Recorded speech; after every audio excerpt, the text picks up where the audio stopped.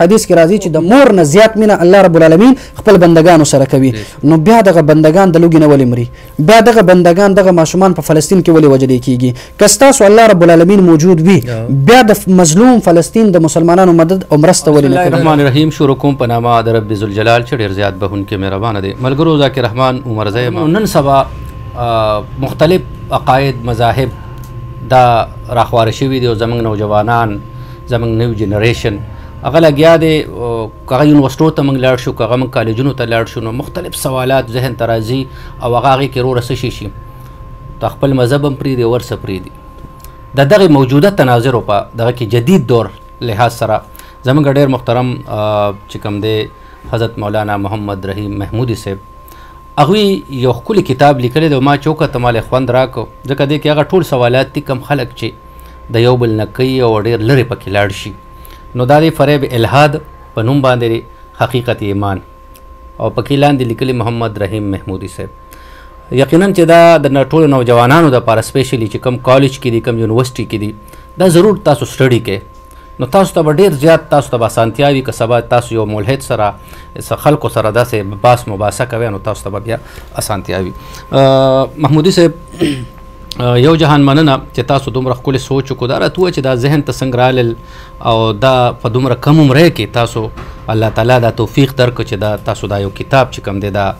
د دې نشر اشاعت وکړو. بسم الله الرحمن الرحیم. اصل کې چې انسان په معاشره کې ژوند کوي او مختلف خلکو سره د دې ملاقاتونه ناسته پاسته خبرې اترې کیږي نو بیا هغه معاشره کې دی نظر واچوي نو د بعض شیزونو ډېر زیات اهم ضرورت وي خو هغه شیزونه په دنیا کې ډېر کم قلت سره موجود وي. نو دا خو تفصیلي ډېرې خبرې د مختصرا ده چې یو طالب العلم د یونیورسټي او په مدرسه کې هم پاتې شو ټول کورنۍ د تبلیغ سره هم وابسته وو. نو هغې یو ځل راته ټلیفون وکړله ما ته وویل چې بای زما په ذهن کې په د یونیورسټي کې څه سوالات زما په دې ذهن کې پیدا شوي دي هغه تاسو نه پوښتنه کول غواړم بشرط د دې چې ته به ما سره واده کوي چې زما دا نوم به هم چاته نه اخلي زما خبرې به هم نه ریکارډ کوي. بهرحال هغې سره چې کله خبرې مکالمه مې وکړله نو هغه ما ته دا وویل چې ما ذهن کې د ملحدینو طرف نه څه اعتراضات پیدا شو. خپل کلي جومات ته لاړم نو اوس به بعضې ملګري ما نه خفه شي خو بعضې مولیان ډېر زیات تنګ نظره وي او کم علمه وي. نو دغه طالب العلم چې د الله په ذات په باره کې یا د محمد رسول الله صلی الله علیه وسلم یا د قرآن په حقانیت باندې سوالات وکړله نو بعضې مولیان ورته ته خو کافري دا سوال دې څنګه وکړله په دین اسلام په باره کې مسلمان خو دا سوال نشي کولی. نو هغه نوجوان په دغه زړه کې دغه سوالات او شکوک وو آخر هغه د الله د ذات نه انکار وکړله وایي بای موږ ته خو د الله ذات تعلیمات ښودونکي خلک علما کرام دي او دغه علما سره زما د سوالاتو جوابات نشته نو هغه وایي چې زه الله رب العالمین نه منم. نو څه سوالات مې هغې نه واورېدل بیا مې په هغه باندې مطالعه تتبع تلاش اساتذه کرامو سره مشاورت نو ما د هغې هغه سوالاتو جوابات مې پیدا کړل. لکه مثال په طور هغې به دا سوال ما نه کول چې ملحد وایي که الله رب العالمین موجود دی نو بیا په نظر ولې نه راځي؟ الله رب العالمین که چرت تاسو په خپله وایي چې الله رب العالمین حدیث کې راځي چې د مور نه زیات مینه الله رب العالمین خپل بندگانو سره کوي نو بیا دغه بندگان د لوګي نه ولې مري؟ بیا دغه بندگان دغه ماشومان په فلسطین کې ولې وجلې کیږي؟ که ستاسو الله رب العالمین موجود وي بیا د مظلوم فلسطین د مسلمانانو مدد او مرسته ولې نه کوي؟ دا هغې سوالاتو نو هغه ټول جوابات ما په دې کې عام ساده انداز کې مې ذکر کړې ده. یا دغه شان د هغوی به دا خبره کوله چې مثال په طور باندې هر څه خو په تقدیر کې لیکلی شوې ده. اوس که یو انسان بد عمل کوي زنا کوي غلا کوي ډاکه کوي لیکلی شوی نو بیا انسان په جهنم کې عذاب ولې ملویږي؟ نو د دې قسمه سوالاتو جواب یو مشهور سوال هغې بل وکړله چې باید دې خبره باندې غور فکر وکړی شي چې انسان ته چې په دنیا کې عمر ملاویږي 50 ساله عمر وي دې 50 ساله نافرماني وکړي او تاسو مولیان دا وایي که دې کفر وکړه دې به ابدي ابدي ابدي همیشه دپاره جهنم کې سوځي. انصاف تقاضا خو دا ده چې 50 کاله د جهنم کې وسوځي. نو بیا داسې قسمه سوالاتو جوابات مې دې کې ذکر کړی ده چې زموږ د کالج د یونیورسټي او د عام مسلمانانو ذهنونو کې د ملحدینو دپاره څومره اعتراضات او سوالات وي چې هغې عام انداز کې دوی ته جوابات میلاو شي.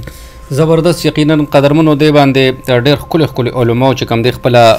رایه م ورکړی که تاسو ګورئ او د دې چې کوم دی مفتي صاحبزاده پیر مفتي ګور علي شاه صاحب هغوی پې خپله هم رایه ورکړې ده او نور هم پې چې کوم دی مختلف علما کرامو په دې باندې خپل چې کوم دی تقریضات لیکلي دي. نو یقینا چې دا تاسو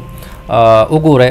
او د دې نه استفاده حاصله کړئ. دا راته مولانا صاحب وویل چې دا به میلاویږي څنګه خلکو ته دا خو پېښور قصهخواني کې هم ملاویږي او دلته صاحبزاده پیر مفتي ګوهر علي شاه صاحب مدرسه کې هم ملاویږي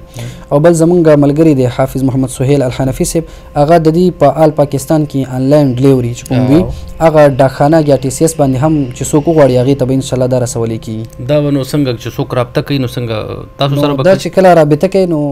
د واتساپ په ذریعه باندې به رابطه کوي که نه واتساپ نمبر 0325 90 45 45 9 دې باندې چې څوک رابطه وکړي انشاءالله دا کتاب ورته لیږلی کېږي. هر هغه کس چې هغه غریب وي مثلا یو طالب العلم داسې دی چې په حقیقت کې ورسره پیسې نه وي او د مطالعې شوقین وي نو دغه کتاب به زموږ د طرف نه هغې ته بالکل فري میلاویږي بشرط دا چې حقیقت کې ورسره پیسې نه وي او غریب وي او د مطالعې شوقین وي انشاءالله دا کتاب ورته فري میلاویږي. او اخري پوښتنه دا چې د دې قیمت څه دی؟ قیمت هم بس ډېر ارزان به چې تقریبا 250 روپۍ به دې قیمت وي. 250 روپۍ باندې قدرمنو تاسو د خپلې چې کوم عقیدې یا د خپل چې کوم ذهن کې سوالات دي څنګه چې مولانا صاحب ذکر کړو نو دا تاسو د دې سټډیو کې د دې دغه کې په بهر کې کم خلک دي یقینا دا سوالات هغوی ته به ډېر زیات په کار راځي او په یونیورسټو کالجونو کې چې کوم دلته پاکستان کې دي هغوی ته به ډېر په کار راځي. نو فریب الحاد و حقیقت ایمان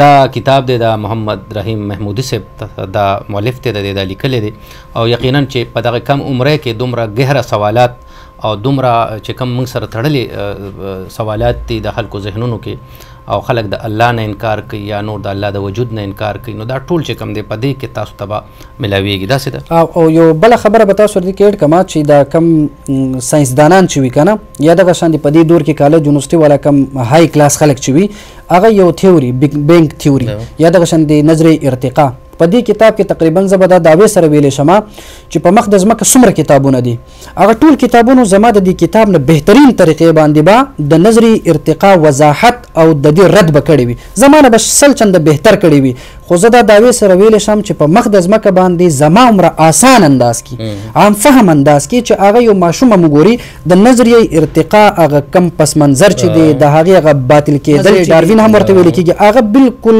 تحقیقي جایزه په دې کې ما لیکلې ده او تقریبا د قرآن مجید 10 آیتونو نه ما دا ثابته کړې ده چې د نظریه ډاروین نظریه ارتقا دا بالکل غلط او باطل دی یعنی بینګ بینګ تیوري او د نظریه ارتقا دې کې چې څومره په آسان طریقه باندې ذکر شوی ده او داسې نه چې زیادت خبرې بلکې په دلیلو په بنیاد باندې دا انشاءالله په مخ د ځمکه باندې یو کتاب کې به هم دومره آسان انداز کې نه ذکر شوی نو دا به ډېر فایده وکړي انشاءالله. ډېره مننه مولانا صاحب قدرمنو دا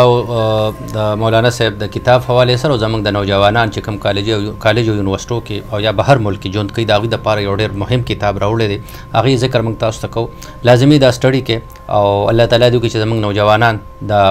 داسې غلط عقایدو مذاهبو نه الله تعالی بچ کړي تاسو ټول وایي امین.